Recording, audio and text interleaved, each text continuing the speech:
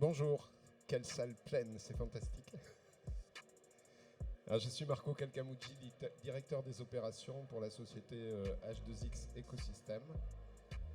Nous sommes une société implantée en Bretagne avec plusieurs sites sur Brest, Rennes et Redon et également un site sur Bordeaux.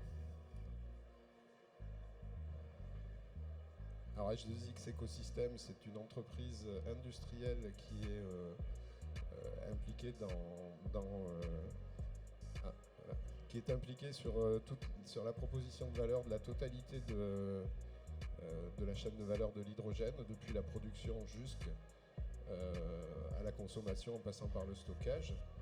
On a différentes activités qui régissent la boîte, notamment la partie technologique que vous pouvez voir en haut de l'écran. On a également une partie recherche et développement sur à la fois des matériaux, à la fois des modèles mathématiques et à la fois des analyses écosystémiques.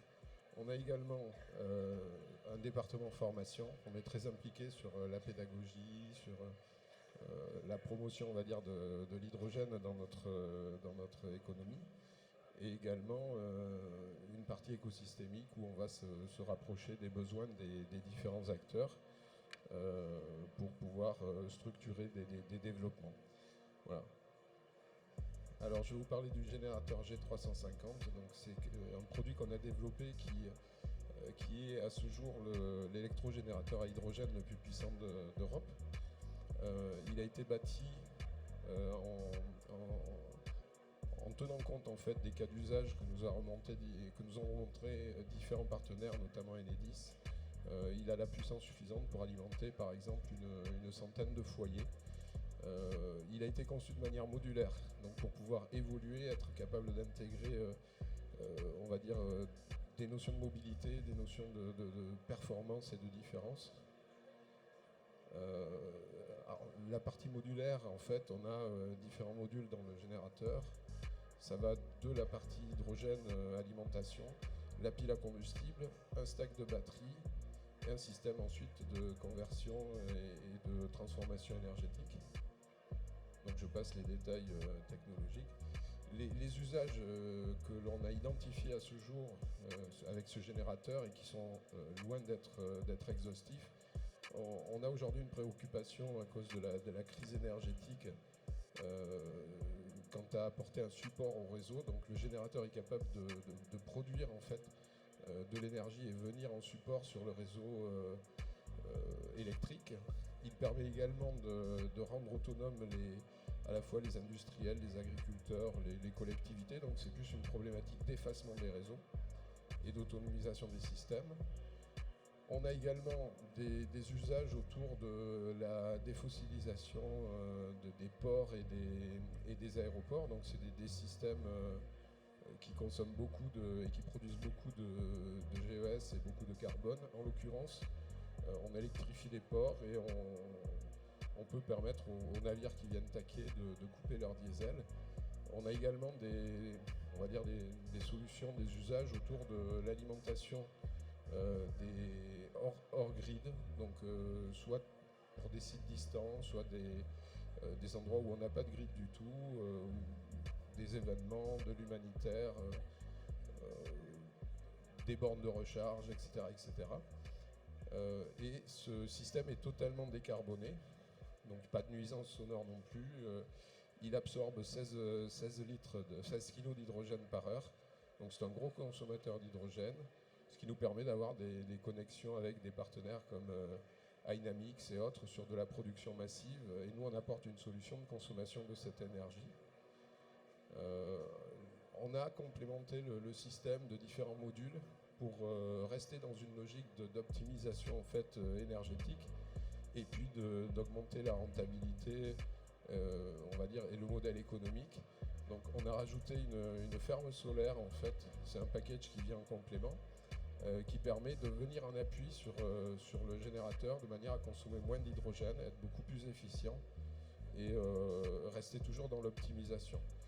Et également un module d'eau chaude, en fait on récupère les calories qui sont générées, ce qu'on appelle les énergies fatales, notamment les calories, et on les utilise pour chauffer des systèmes de ballons d'eau qui vont ensuite être réinjectés dans une usine, un bâtiment ou autre.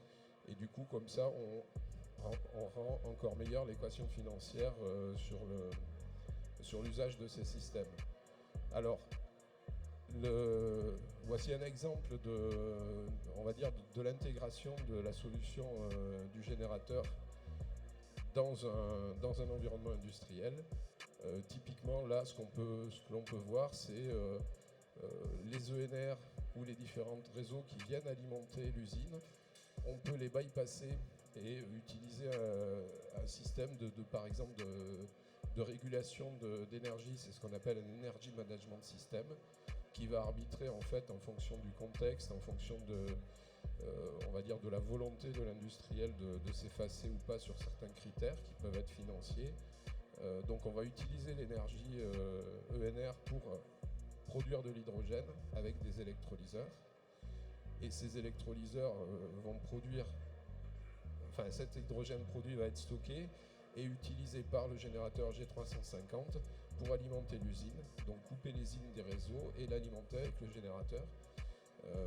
Du coup, ça permet d'absorber les crêtes, en fait, les surcoûts, la non-maîtrise qu'on a aujourd'hui du mégawattheure. Voilà, donc ce système-là permet de faire des économies assez intéressantes, et les modèles mathématiques qu'on développe autour de ces systèmes permettent de calculer un retour sur investissement de manière à pouvoir structurer l'investissement et être capable de montrer clairement à quel moment on va avoir un break-even, un effet bascule pour pouvoir récupérer, on va dire, le retour sur cet investissement. Un autre exemple un petit peu plus complexe, où on va également récupérer les énergies fatales au niveau de l'électrolyse de l'eau. Donc toujours dans le même contexte, on va avoir des calories qui sont générées au moment de l'électrolyse, qu'on va récupérer, mais on a aussi de l'oxygène. Quand on casse la molécule par électrolyse, on a une partie d'hydrogène pour 9 parties d'oxygène. Cet oxygène, on va le récupérer, l'utiliser pour des centrales d'épuration, de l'oxygène médical, différentes choses. Et également, cet hydrogène généré va servir à alimenter le générateur G350 pour effacer l'usine des réseaux, mais on peut surproduire de l'hydrogène, et du coup, on va être capable de le stocker, de le compresser pour l'intégrer dans de la mobilité. Et cette partie mobilité, qu'elle soit servicielle pour des collectivités locales ou territoriales, ou qu'elle soit tout simplement logistique pour des industriels, c'est une bonification, c'est des gaz perdus. Du coup, encore une fois, on améliore l'équation financière, et ça aussi, ça rentre dans le calcul du retour sur investissement. Voilà. J'en ai terminé. Je vous remercie beaucoup, et je vous souhaite un bon salon. À bientôt, au revoir.